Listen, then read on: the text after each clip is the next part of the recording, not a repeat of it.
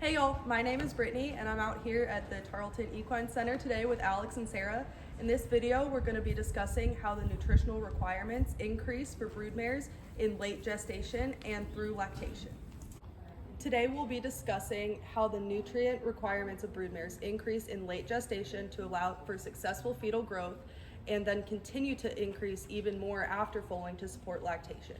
We will also talk about how feed companies use the knowledge of these increased nutrient requirements to formulate mare and foal specific rations that have a higher percentage of protein, calcium, and digestible energy to help support the mares during lactation, as well as support those final stages of fetal development. One thing that's important to understand before we dive completely into feeding mares in late gestation and early lactation is that all horses, regardless of work, growth, gestating, lactating, etc., they all have a maintenance feed requirement. A maintenance requirement is basically just the nutrient requirements of a horse at minimal voluntary activity in order for that horse to be able to sustain its body condition. Mares in late gestation and lactation have additional nutrient requirements on top of this maintenance requirement to support the rapidly developing fetus in the last trimester and then to go on and support the lactation. Ideally, a broodmare should be around a body condition score between 5 and 7 at the time of breeding and should hopefully remain around a body condition score of 6 throughout her pregnancy. The average length of gestation in the mare is 340 days or about 11 months. In this video, we're going to focus on the third trimester, which is months 9 through 11. As the foal increases in size, the mare's energy and protein requirements will slowly increase throughout late gestation, peaking just after foaling.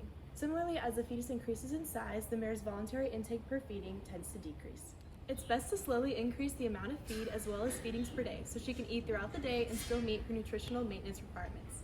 An increase in quality concentrate per feeding also leads to a slight decrease in forage. It's important to slowly transition the mare from one feed type to another or slowly introduce more ration to her diet to keep her from possible colic or other sicknesses. If feeding a high protein forage such as alfalfa, you can supply a lower protein level concentrate. And if you're feeding coastal hay, it's best to provide a higher protein quality concentrate to balance it.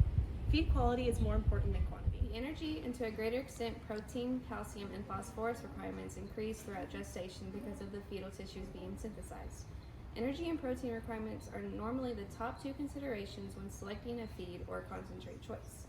At 9 months, a mare's digestible energy should be ideally around 1.11 at 9 months, 1.13 at 10 months, and 1.20 at 11 months.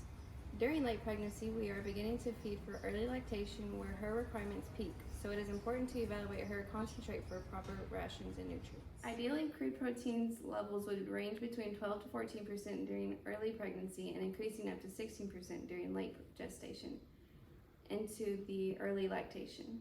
Trace minerals and vitamins are also extremely important in the diet. For example, plain white salt could be made available to satisfy sodium and chloride requirements, with iodized table salt being an option to support both salt and essential iodine intake. Free access to fresh, clean water should also be supplied. It is important to select high-quality concentrate that includes the needed protein, energy, fat, and vitamin or mineral levels.